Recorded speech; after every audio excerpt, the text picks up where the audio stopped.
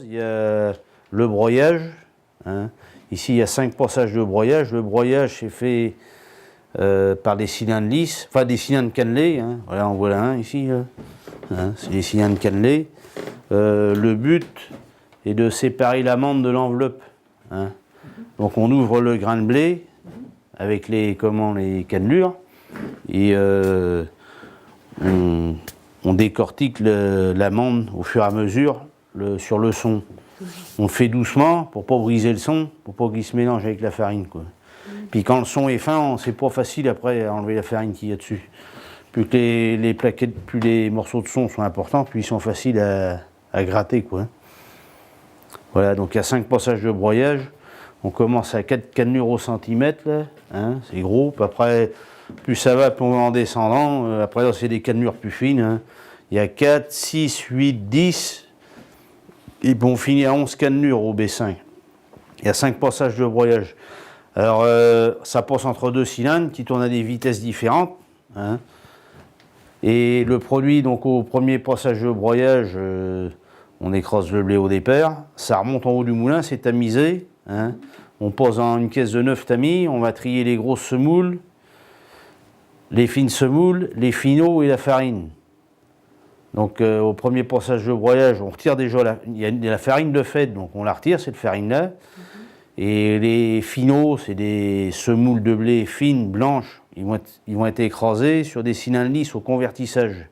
Il y a 7 passages de convertissage au moulin, là. Donc ils vont être écrasés sur les cylindres lisses, sur un passage particulier. On a des grosses semoules qui vont être écrasées sur un autre convertisseur, et ainsi de suite, quoi. Hein. Donc voilà, donc après les gros produits qui ont été faits au premier passage de broyage, ils vont aller au deuxième passage de broyage. On va refaire des semoules, on va refaire de la farine, on va refaire des finaux qui vont aller sur... donc la farine elle est dans la chambre à farine, et les finaux et les grosses semoules vont aller sur le convertissage. Après on va aller les plus gros, eux, qui sont été enlevés en tête de tamisage, les grosses parties où il y a encore du son, ils vont aller sur le B3 avec des cannelures plus fines. On va recommencer encore la même opération. Alors on a de moins en moins d'amidon sur le son, quoi. Plus ça va, moins on fait de semoule, parce qu'il y a il reste moins de farine adhérente au son, quoi. Et puis on finit au B5, c'est-à-dire que là on n'a pratiquement plus que du son, quoi. On fait même plus de semoule, on cure juste le son et on pose dans une brosse pour retirer la farine qui a été faite, quoi. Et après il y a 7 passages de convertissage.